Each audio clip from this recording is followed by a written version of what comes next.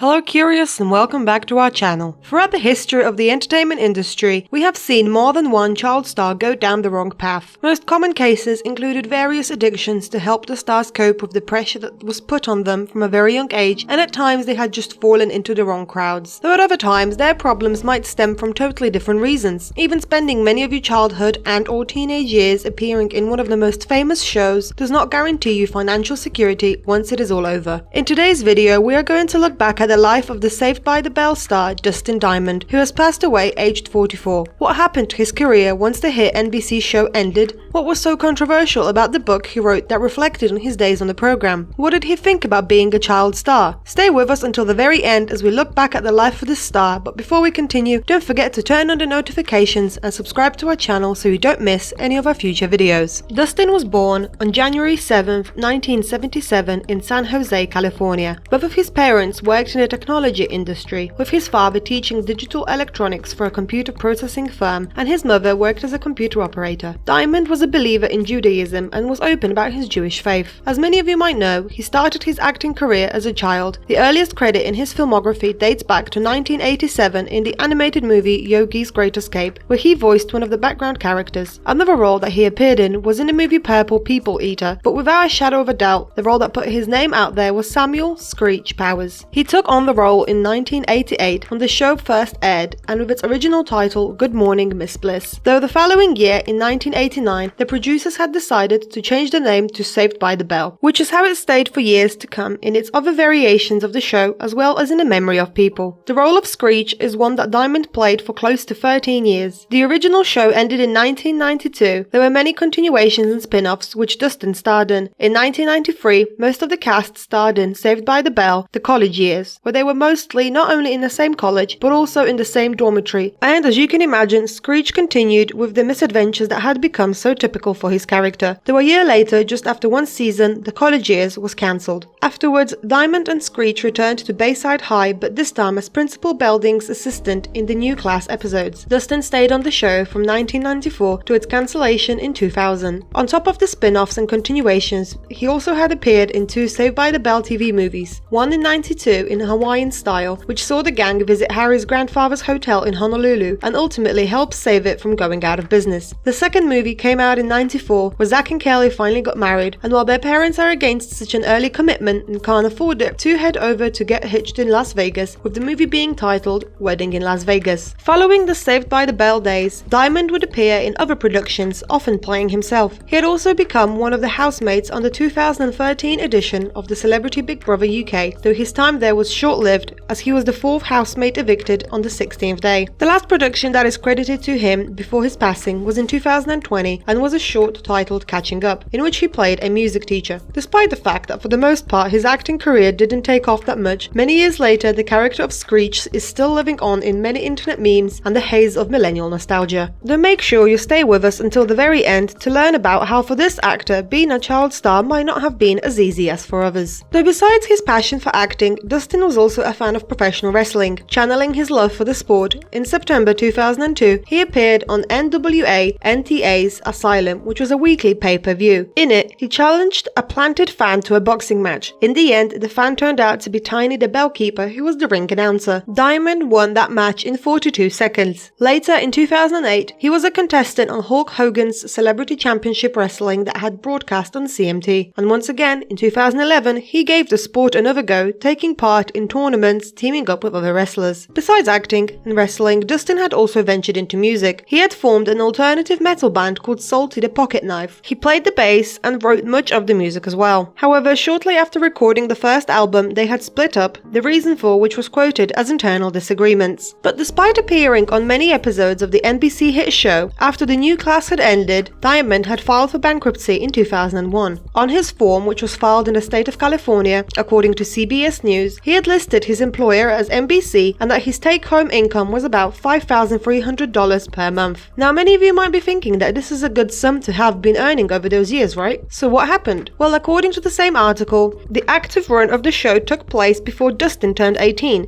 which meant that his parents were in control of his income, and he said that them spending his hard-earned money and substantial tax miscalculations had left him in debt as a young adult. His financial problems had continued, and in 2006 he had 30 days to find $250,000 to pay off his debt or face losing his house. In order to get the cash, he attempted to sell nearly 30,000 shirts priced at $15 or $20 for an autographed one. This was due to the fact that his career as a stand-up comedian wasn't making him enough profit. On June 13, 2006, he had asked the listeners of the Howard Stern show for help and appealed to them to buy the shirts, which featured a photo of him holding a sign that said "Save my house," and on the back the writing read, "I paid $15 to save Screech's house." In that case, Screech was written with free ease to avoid copyright issues. In the end, thanks to the help of his fans, he did manage to save and remortgage his house. However, had his t-shirt plan not worked out, in 2006 Dustin had another plan to try and save his house, and that was to direct and release his own adult video, which was called Screeched Saved by the Smell. Upon its initial release, according to the Hollywood Gossip, he had claimed that it had got out because he and a group of friends had a monthly gathering during which they exchanged such tapes which earned them points based on what they were able to accomplish. He had also added that the friends who were involved in these meetings were all profile people. Whether it was due to the tape or the book, which we will mention in a moment, at the end of his life, Diamond's net worth was estimated to have been $300,000. Though when he later appeared on the show Where Are They Now on the Oprah Winfrey Network, he had revealed that it wasn't actually true. At the time when he was struggling with his financial problems, his friends brought up the adult video that Paris Hilton had made, for which he claimed she made $14 million.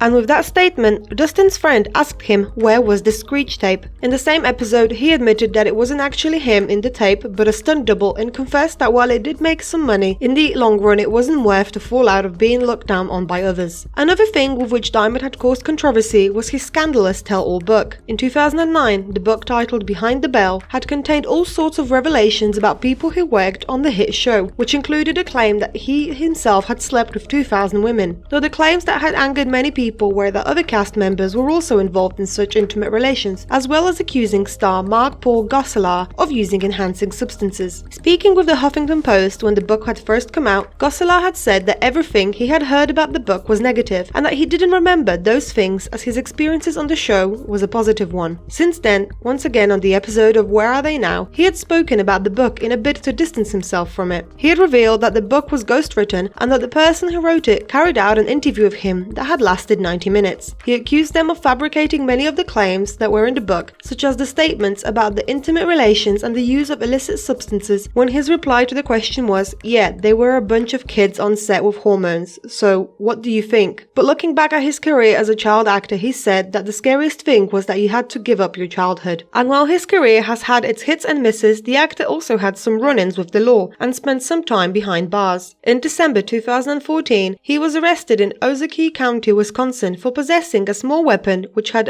allegedly been pulled out during a bar altercation during which a man was injured. His then fiancée, Amanda Schutz, was found guilty of disorderly conduct and was fined $500. Then, in May 2015, Diamond was convicted of 2 misdemeanors, carrying a concealed weapon and disorderly conduct. On June 25th that year, he was sentenced to 4 months in jail, but was released after 3 on probation. Where his personal life is concerned, the actor was previously married to Jennifer Misner, with the two tying the knot in 2009, though ultimately, they ended up getting divorced in 2013. He was later engaged to Amanda Schutz, but once again it did not work out for the two of them. At the time of his passing, he was reportedly in a relationship with a woman named Tash Jules, and it was Jules that had decided to force her partner to go to see a doctor about a lump on his throat, which ultimately turned out to be cancer. In early January 2021, the actor got the diagnosis of stage 4 small cell carcinoma, which most commonly occurs in the lungs. Paul Roger, who was the actor's rep, was the one who broke the news, as well as the news of the actor's passing. He lost his life to the disease on February 1st. His reps had commented that the only good thing to come out of this was that despite being diagnosed with this brutal form of cancer only 3 weeks ago, the actor did not have to live in pain, and for that they were all grateful. His Saved by the Bell co-stars had taken to their social media to write about his untimely passing. Mario Lopez, known to fans of the show as AC Slater, said, "Dustin, you will be missed, my man. The fragility of this life is something never to be taken for granted. Prayers for your family will continue on." And the aforementioned Mark Paul Gosselaar, who played Zach Morris, tweeted that Diamond was a true comedic genius and said he will miss those raw, brilliant sparks that only he was able to produce. So curious, do you remember Dustin's character from Saved by the Bell? Did you see him in any other productions? What do you think about the problems in his life? Was it another case of a child star gone wrong, or do you think his parents spending his money were at fault? Let us know in the comments below, and we will see you in the next video.